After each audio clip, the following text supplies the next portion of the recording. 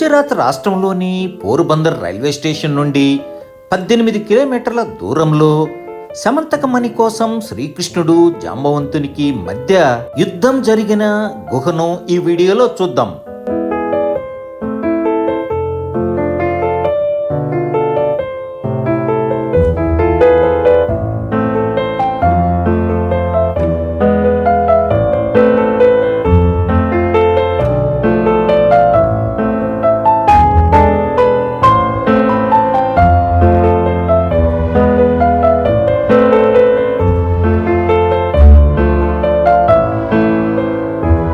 సమంతకమణి కోసం శ్రీకృష్ణుడికి జాంబవంతునికి మధ్య యుద్ధం జరిగిన కథను గురించి తెలుసుకుందాం. రామాయణ కాలంలో జాంబవంతుడు వానర సైన్యానికి నాయకుడు. రావణాసురుడితో రాముడు యుద్ధం చేసినప్పుడు వానర సైన్యాధిపతి జాంబవంతుడు రాముడికి సహాయం చేశారు. రావణుడిని రాముడు సంహరించి యుద్ధంలో గెలిచిన సందర్భంగా శ్రీరామచంద్రుడు జాంబవంతుణ్ణి ఏమి వరం కావాలనో కోరమని అడగగా మీతో యుద్ధం చేయాలని కోరికగా ఉన్నదని తెలియజేశారు. వచ్చే జన్మలో నీ కోరిక నెరవేరుతుందని శ్రీరామచంద్రుడు చెప్పారు. జాంబవంతుడు ఒక అరణ్య గుహలో నివసించి రాముడి గురించి తపస్సు చేస్తుండేవారు. కొన్ని సంవత్సరాల తర్వాత శ్రీ మహావిష్ణువు శ్రీకృష్ణుడి అవతారంగా జన్మించారు. సూర్య భగవానుడి భక్తుడైనటువంటి సత్రాజిత్ అనే రాజు తపస్సుకు సూర్య భగవానుడు మెచ్చుకొని సమంతకమణిని బహుమానంగా ఇస్తారు. ప్రతిరోజు 8 తులాల బంగారాన్ని ఇచ్చే సమంతకమణి ప్రజల సంక్షేమం కోసం యాదవ అధిపతి అయినటువంటి ఉగ్రసేనునికి ఇవ్వాలని శ్రీకృష్ణుడు రాజుకు సలహా ఇస్తారు. శ్రీకృష్ణుని సలహాను తిరస్కరించి ఆ రత్నాన్ని తన సోదరుడైనటువంటి ప్రసేనుకు బహూకరిస్తారు. ఒకరోజు ప్రసేన్ మహారాజు సమంతకమణి హారాన్ని ధరించి వేటకు అడవికి వెళ్తారు. మిలమిల మెరిసే ప్రసేన్ మహారాజు మెడలో ఉన్న సమంతకమణితో ఉన్న హారాన్ని సింహం చూసి మాంసంగా భావించి రాజుపైన దాడి చేస్తుంది. ప్రసేన్ను చంపి హారాన్ని సింహం తీసుకుని వెళ్తుండగా జాంబవంతుడు చూస్తారు. ప్రకాశవంతమైనటువంటి కాంతితో మెరిసిపోతున్నటువంటి హారాన్ని సింహం దగ్గర చూసి జాంబవంతుడు సింహాన్ని సంహరించి తన గుహలోకి వెళ్ళి చిన్న కుమారుడికి సమంతకమణి హారాన్ని ఇస్తాడు. ప్రసేన్ రాజు ద్వారకకు రాకపోవడంతో సమంతకమణి కోసం శ్రీకృష్ణుడు ప్రసేన్ రాజును చంపి ఉంటారని సత్రాజిత్ రాజు అనుమానిస్తారు. శ్రీకృష్ణుడు తన నిర్దోషిత్వాన్ని నిరూపించుకోవడానికి తన సోదరుడు బలరాముడితో కలిసి ఒక శోధక బృందాన్ని ఏర్పాటు చేసుకొని అడవిలోకి వెళ్తారు. ప్రసేనుడు వెళ్లిన దారిలో వెళ్లి సింహం చనిపోయిన చోటును గమనిస్తారు. శ్రీకృష్ణుడు ఒంటరిగా వెతుకుచుండగా ఈ గుహను చూస్తారు.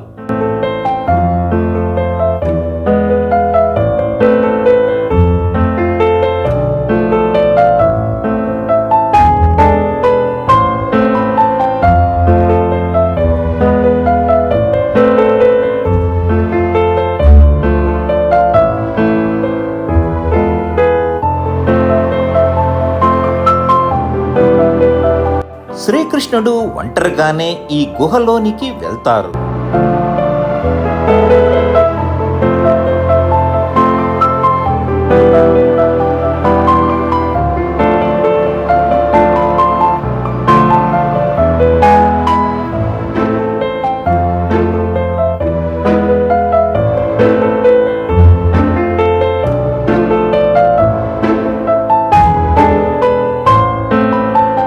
గుహలోనికి వెళ్ళిన శ్రీకృష్ణునికి సమంతకమణితో ఆడుకుంటున్నటువంటి బాలుడు కనపడతారు. శ్రీకృష్ణుని చూడగానే బాలుడు గట్టిగా కేకలు వేయడంతో జాంబవంతుడు వస్తాడు. సమంతకమణిని తీసుకొని వెళ్ళడానికి శ్రీకృష్ణుడు వచ్చాడని తలచి జాంబవంతుడు శ్రీకృష్ణునిపై యుద్ధం చేస్తాడు. శ్రీకృష్ణుడు జాంబవంతుడి మధ్య 28 రోజుల పాటు ఈ గుహలోనే భీకరమైనటువంటి యుద్ధం జరిగింది. జాంబవంతుడు క్రమంగా తన బలాన్ని శక్తిని కోల్పోతాడు. తన బలాన్ని శక్తిని కోల్పోయేలా చేసే శక్తి ఒక శ్రీరామచంద్రుడికి మాత్రమే ఉన్నదని, శ్రీరామచంద్రుడే శ్రీకృష్ణుని అవతారంలో వచ్చారని తెలుసుకొని పాదాలపై పడి క్షమాపణ కోరి తన వద్ద ఉన్నటువంటి శమంతక మణిని శ్రీకృష్ణుడికి అందజేస్తారు. తన వద్దనున్న శమంతక మణిని శ్రీకృష్ణుడికి ఇవ్వడంతో పాటు తన కుమార్తె జాంబవతిని వివాహం చేసుకోవాలని అభ్యర్థించగా, ఇక్కడే ఈ గుహలోనే శ్రీకృష్ణుడికి జాంబవతికి వివాహం జరిగింది. ఇంతటి చారిత్రాత్మక ప్రదేశంగా ఈ గుహను గుర్తించారు. ఈ గుహలో అనేక శివలింగాలు కనపడతాయి. స్వయం సిద్ధంగా ఏర్పడినటువంటి శివలింగాలుగా చెబుతారు.